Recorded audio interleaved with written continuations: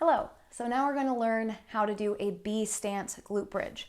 Now at this point, you should already be familiar with a glute bridge, which, for refreshing your memory's sake, is this guy here. Now, you have a couple different variations of glute bridges. You have your standard, normal, double leg glute bridge, then you have your single leg glute bridge, and then you have your B stance glute bridge, which is the variation that's kind of in between those two. So here you'll have one leg, which is going to be your working leg. I'm going to actually have my right leg be my working leg because then you'll be able to see what my B stance leg is doing. So right leg is the working leg. That's going to be your primary mover. Then you have your B stance leg, which in this case will be my left leg. Now to do this, we're going to take our B stance leg out of play, meaning that it's not going to be working, but it is going to be there to support you so that you're not just flopping from side to side. So for this, I like to take my heel forward a little bit and think you're pushing just through your right leg. So everything in the glute bridge lineup stays the same. Little tuck of the pelvis, press up, hold, use your butt to come up tall. Then you'll come back down, up, down, up, down.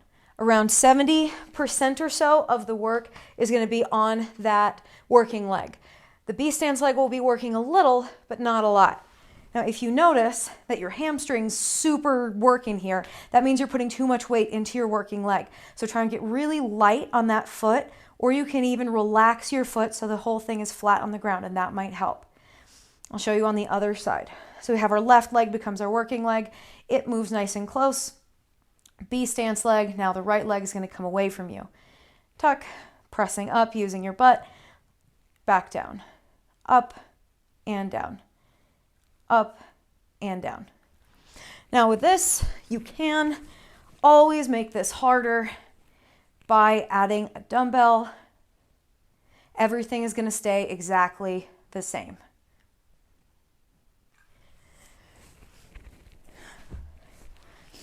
Now, sometimes these can be a little bit confusing while you're learning them. So if you do notice the first time you try it, you're like, wow, that felt really strange and I don't know if it was going right.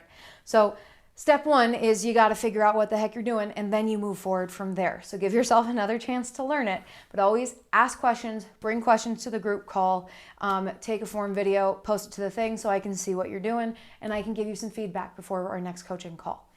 I will talk to you soon.